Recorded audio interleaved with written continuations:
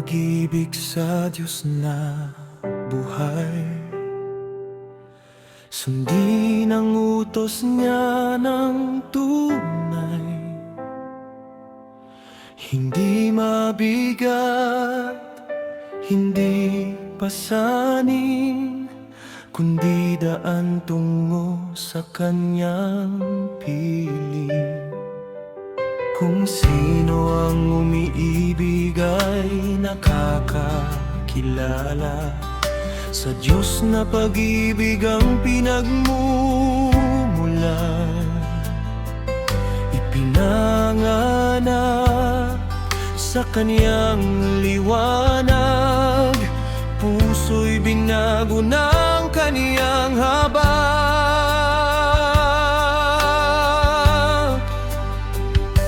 Mga minamahal, tayo'y magmahalan, sa isa't isa'y magkaisa at magdamayan,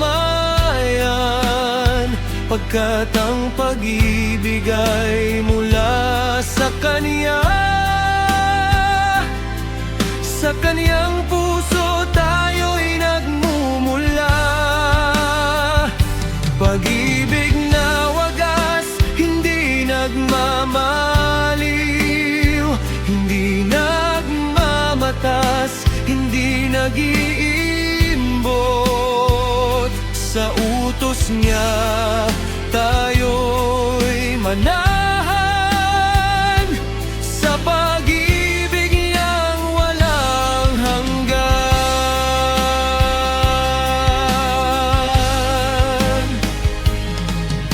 Kung tinutupad ang kaniyang salita, sa pag-ibig niya'y nananatili ka,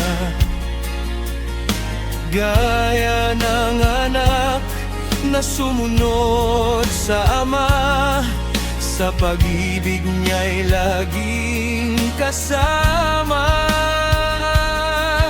Ito ang utos na dapat sundin, mag-ibigan gaya ng kaniyang pagtingin, pag-ibig na handang mag-alay, sa kapwa'y laging magbibigay,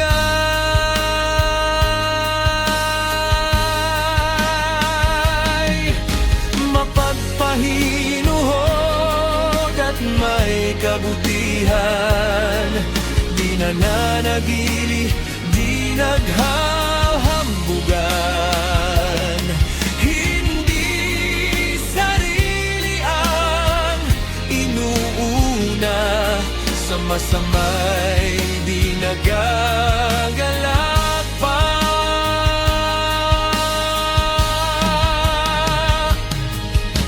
Lahat ay tinitiis, lahat ay inaasahan, sa bawat pagsubok ay naninindigan, pag-ibig na di kailanman magwawakas, sa puso'y mananatiling wagas, pag-ibig na mula sa Diyos na dakila, sa bawat puso'y nais manahan, sa pagsunod sa Kanyang salita. Doon natatagpuan ang tunay na ligaya, pag-ibig na walang hanggan, di kailanman nalalaho, sa Kanya tayo'y mananatili, pag-ibig niya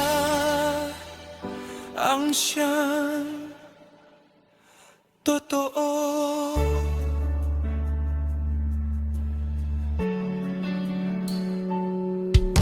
Ang Diyos ay pag-ibig, walang kapantay. Sa kanyang utos tayo'y mabubuhay. Mag-ibigan tayo habang may panahon. Sa pag-ibig nga'y may kaligtasan.